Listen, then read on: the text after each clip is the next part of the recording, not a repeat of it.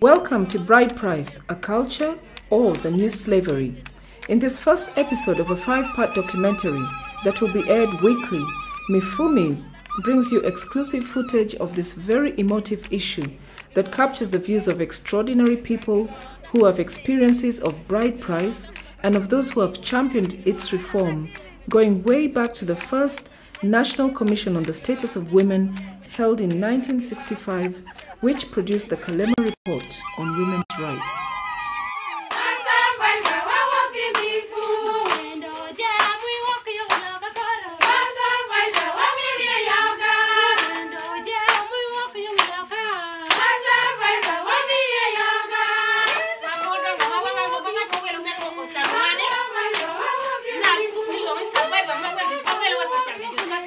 It is now a decade since MIFUMI, a women's rights agency, began its work to end violence and abuse against women and children through pioneer services in rural communities.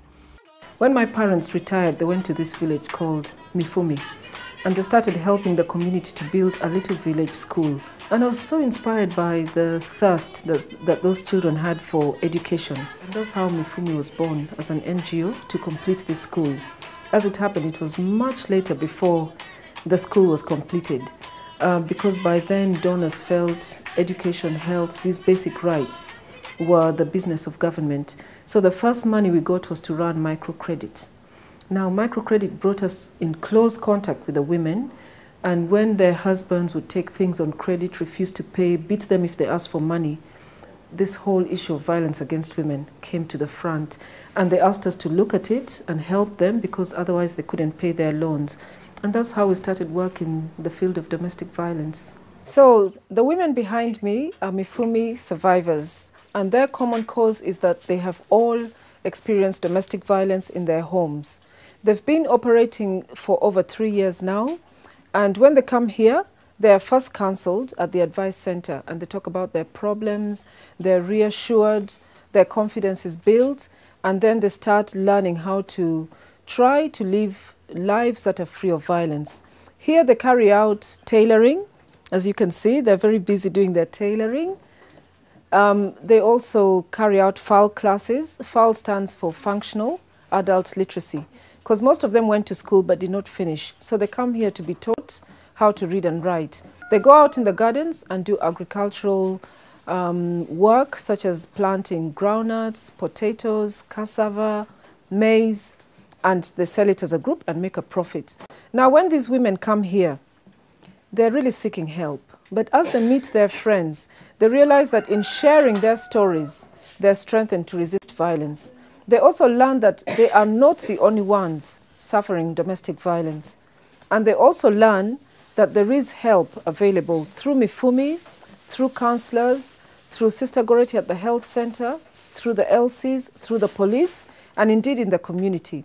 Once you get the message out into the community that domestic violence is unacceptable, people react, people respond, and then these women begin to be protected.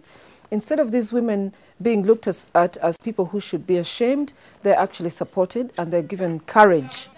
In the year 2000, MIFUMI embarked on a campaign to reform bride price on the basis that it contributed to domestic violence and had a negative impact on the status of women. But when we were addressing domestic violence, it actually turned out that there is an underlying cause. So really, we were not addressing the real cause. We were addressing symptoms at that point in time. By that time, that was around the year 2000, more than 70% of the cases that came to our advice centers, and I'm talking of more than 1,500 women every year, reported a problem of bride price when you would probe them more. That's why as early as 2000, MIFUMI brought bride price referendum in Tororo for people to vote on whether it should be made a gift or it should stay the way it is, where it is the price for the purchase of a woman. And 60% voted and said, this thing needs to be made a gift, okay? So that is when the struggle began. This taking of this case to the Constitutional Court today is because over the years, more than 10 years, MIFUMI has appreciated that bride price is not helpful in any way. It disenfranchises, it disempowers. It is actually a new form of slavery. And the situation has changed. For example, in places like Tororo, it's decreasing. But I can assure you it is a big problem, and it is not something that should be ignored by anyone in this country. The cases we come across through our education program, healthcare program, and the work on domestic violence comes to well close to 10,000 individuals every year supported. And there used to be about 70% of these would have bride price related in one way or another, through the exploitation, the extortion, the child serial marriages issue, the dispossession of property, and generally the violence and the abuse. Now, in the past 1 year, so this has significantly declined to about 30% of all cases. Between June and February, we had about 1,700 cases, of which about 500 were bride price related, plus another about 400 involving children. So we've seen a steady decline in the cases, also a steady decline in the nature of the violations. For so many years, we have been tackling human rights violations, especially domestic violence, but also bride price violations. We were mainly active in Tororo district until we felt the impact of the situation. Since 2000, we have been constantly sensitizing people on the negative impact of bride price in its current practice.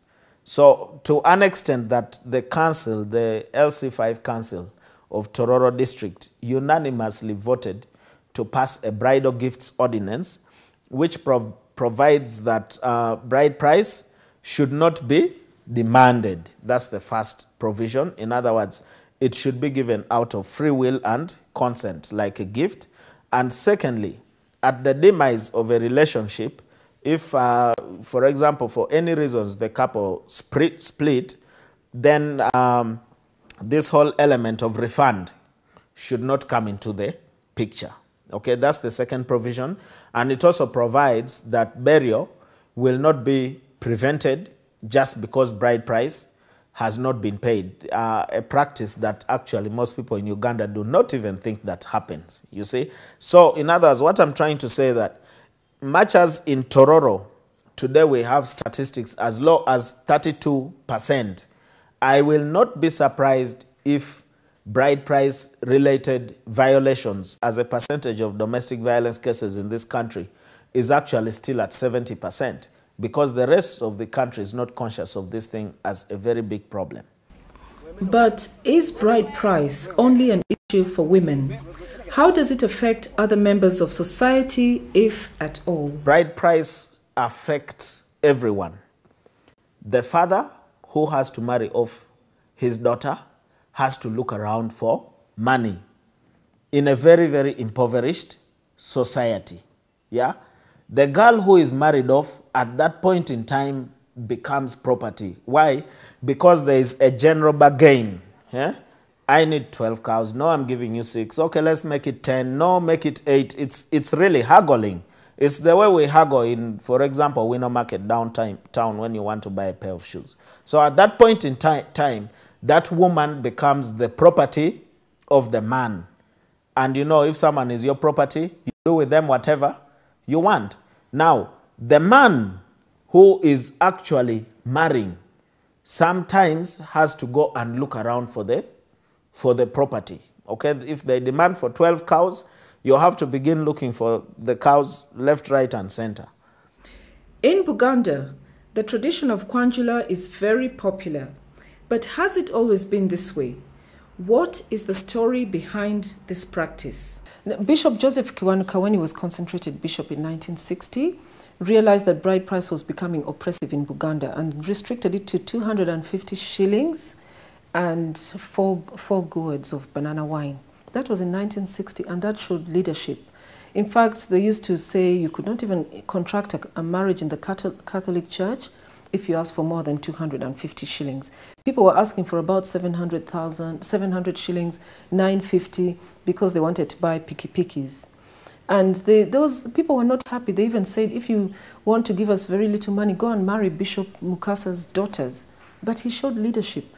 And perhaps Buganda is now benefiting from that, because now you realize in Buganda, Kwanjula is about gifts.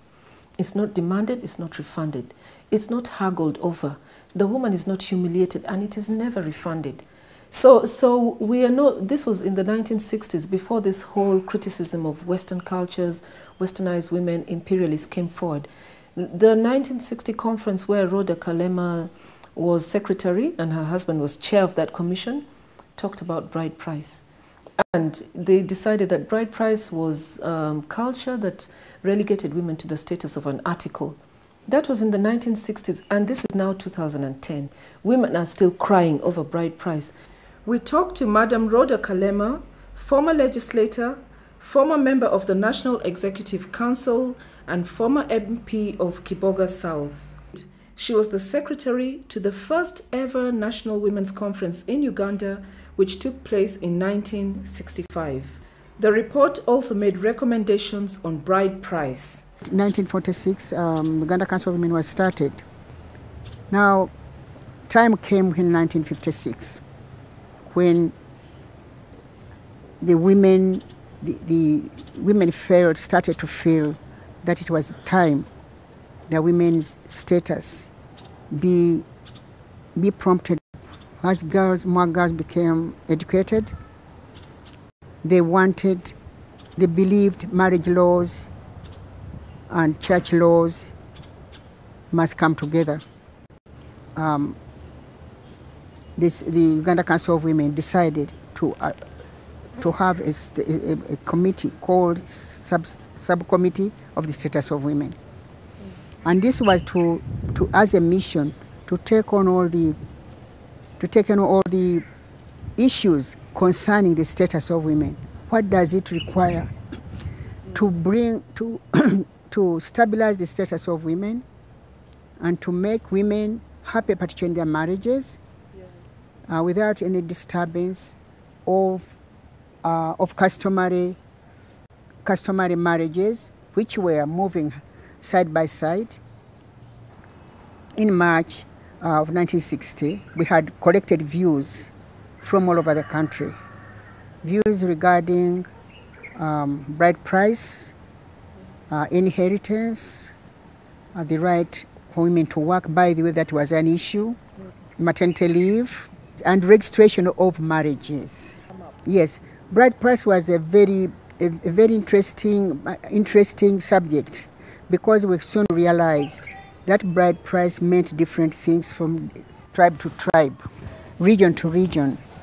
And in the end, some people said, should we call it bride wealth? Because people were not, a lot of members wanted to get away with the word, because bride price, we were discussing this in English, mind you, and we had the English and some Asian ladies, and price in our local customs. It is not it gives an intention of a price of buying the wife. That's why it's called a price. And then said, may we call it bride wealth? And in our reports, we continue to call it bride wealth.